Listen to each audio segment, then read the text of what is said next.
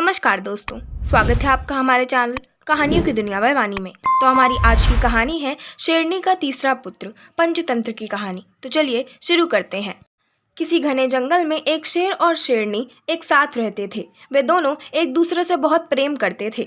हर दिन दोनों साथ में ही शिकार करने जाते और शिकार को मारकर साथ में बराबर बराबर खाते थे।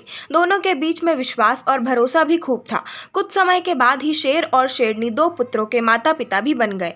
जब शेरनी ने बच्चों को जन्म दिया तो शेर ने उससे कहा कि अब से तुम शिकार पर मत जाना, घर पर रहकर खुद की और बच्चों की देखभाल करना। मैं अकेले ही हम सब के लिए शिकार लेकर आऊंगा। शेरनी ने भी शेर की बात मान ली और उस दिन से शेर अकेले ही शिकार के लिए जाने लगा। वहीं शेरनी घर पर रहती और बच्चों की देखभाल करती। बदकिस्मती से एक दिन शेर को कोई भी शिकार नहीं मिला। थक हार कर जब वह खाली हाथ घर की तरफ जा रहा था तो उसे रास्ते में लोमड़ी का एक बच्चा अकेले घूमता हुआ दिखाई दिया। उसने सोचा आज उसके पास शेरनी और बच्चों के लिए कोई भोजन नहीं है तो वह इस लोमड़ी के बच्चे को ही अपना शिकार बनाएगा। शेर ने लोमड़ी का बच्चा पकड़ा, लेकिन वह बहुत छोटा था जिस वजह से वह उसे मार नहीं सका।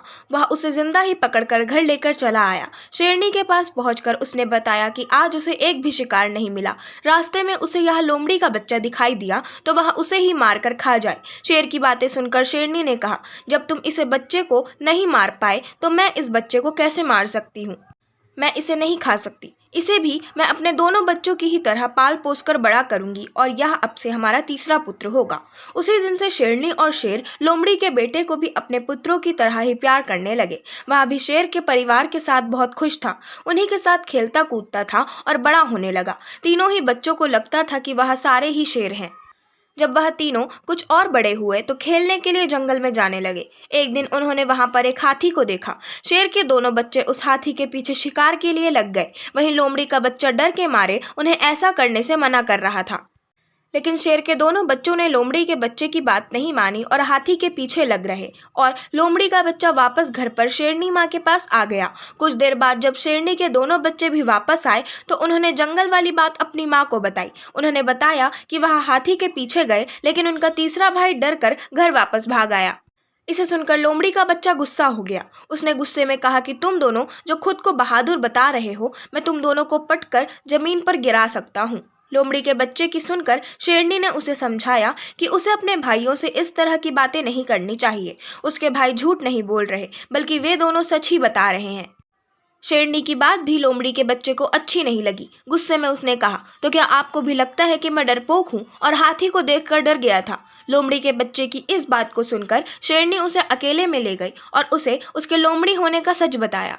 हमने तुम्हें भी अपने दोनों बच्चों की तरह ही बड़ा किया है, उन्हीं के साथ तुम्हारी भी परवरिश की है, लेकिन तुम लोमड़ी वंश के हो और अपने वंश के कारण ही तुम हाथी जैसे बड़े जानवर को देखकर डर गए और घर वापस भाग आए। वहीं तुम्हें दोनों भाई शेर के वंश के हैं, जिस वजह से वह हाथी का शिकार करने के लिए उसके पीछे भाग गए।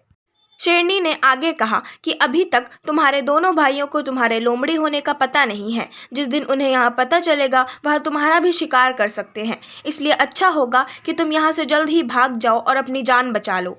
शेरनी से अपने बारे में सच सुनकर लोमड़ी का बच्चा डर गया और मौका मिलते ही वह रात में वहाँ से छिपकर भाग गया। कहानी से सीख। शेरनी और शेर के तीसरे पुत्र की कहानी हमें यह सीख देती है कि कायर और डरपोक वंशज के लोग अगर बहादुर लोगों के बीच भी रहें तो भी वह बहादुर नहीं बन सकते। उनकी आदतों में उनकी वंशज की सोच और दक्षता की झलक बनी रह सकती है। आशा करती हूँ आपको हमारी आज की कहानी शेरनी का तीसरा पुत्र पसंद आई होगी। अगर आपको हमारी आज की कहानी पसंद आई हो तो हमारे चैनल को सब्सक्राइब करें, वीडियो को लाइक करें और बेल आइकन दबाना ना भूलें। धन्यवाद।